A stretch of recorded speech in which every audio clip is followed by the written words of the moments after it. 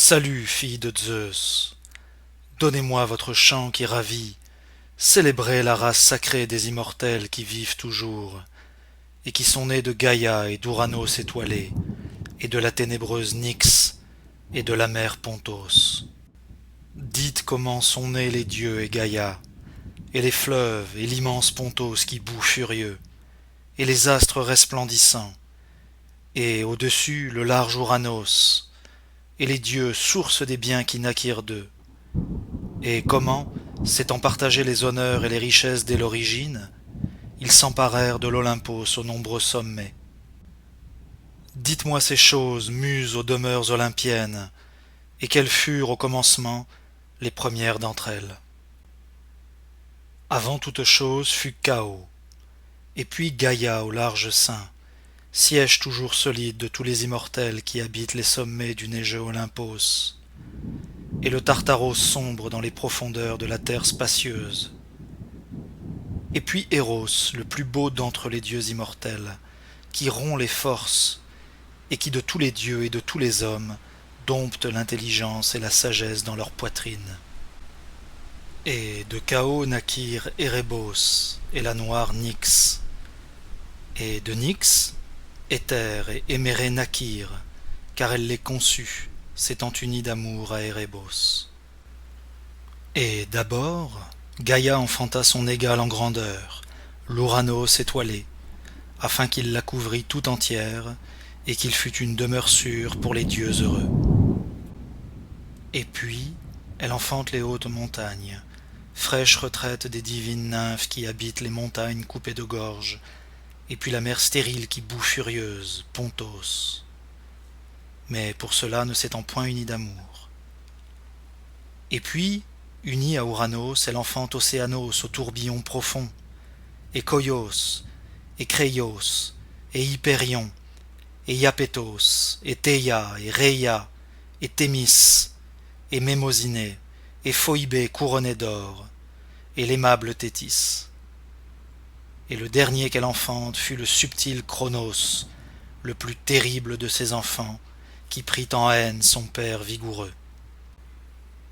Et elle enfanta aussi les cyclopes au cœur violent, Brontès, Stéropès, et le courageux Argès, qui remirent à Zeus le tonnerre et forgèrent la foudre.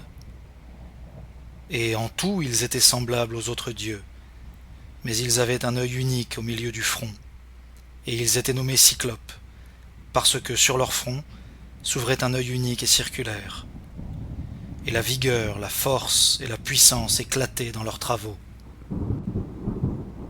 Et puis de Gaïa et d'Ouranos naquirent trois autres fils, grands, très forts, horribles à nommer, Kotos, Briaéros et Gyès, race superbe. Et 100 bras se roidissaient de leurs épaules, et chacun d'eux avait 50 têtes qui s'élevaient du dos, au-dessus de leurs membres robustes, et leur force était immense, invincible, dans leur grande taille. De tous les enfants nés de Gaïa et d'Ouranos, ils étaient les plus puissants, et ils étaient odieux à leur père dès l'origine. Et comme ils naissaient l'un après l'autre, ils les ensevelissaient, les privant de la lumière dans les profondeurs de la terre. Et ils se réjouissaient de cette action mauvaise, et la grande Gaïa gémissait en elle-même, pleine de douleur. Puis elle conçut un dessein mauvais et artificieux. Dès qu'elle eut créé la race du blanc acier, elle en fit une grande faux, et, avertissant ses chers enfants, elle les excita et leur dit le cœur plein de tristesse. « Mes chers enfants, fils d'un père coupable, si vous voulez obéir, nous tirerons vengeance de l'action injurieuse de votre père, car le premier, il a médité un dessein cruel. » Elle parla ainsi, et la crainte les envahit tous, et aucun d'eux ne parla.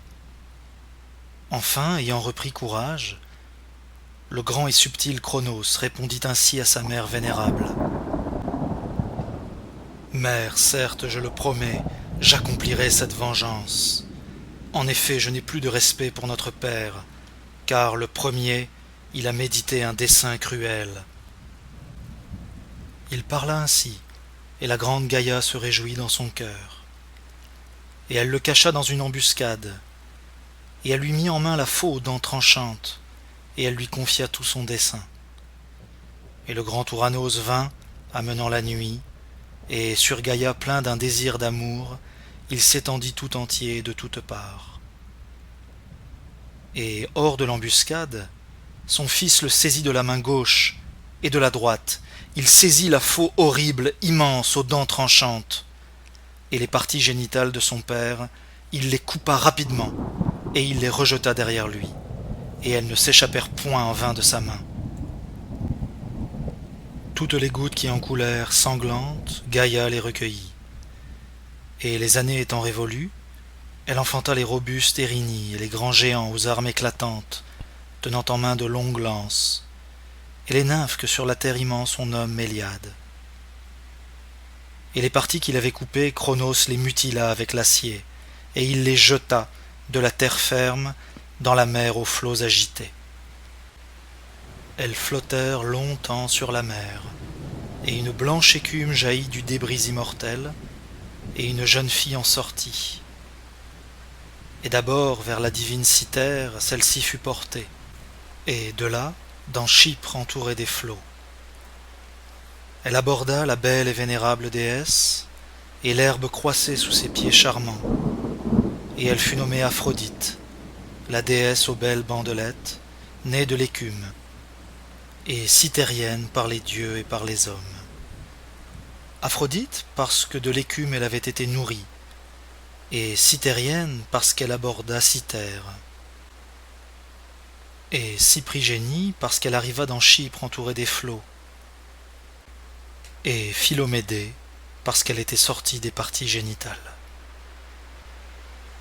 Éros l'accompagnait, et le bel Hyméros la suivait, à peine née tandis qu'elle se rendait à l'assemblée des dieux. Et dès l'origine, elle eut cet honneur de présider, par le choix de la moire, parmi les hommes et les dieux immortels, aux entretiens des vierges, aux sourires, aux séductions, aux doux charmes, à la tendresse et aux caresses. Et il les surnomma les titans, lui, le père, le grand Ouranos, maudissant les fils qu'il avait engendrés, disant qu'ils avaient étendu la main pour commettre un grand crime dont ils seraient tirés vengeance dans l'avenir. Et Nyx enfanta l'odieux Moros, et la Caire noire et Thanatos.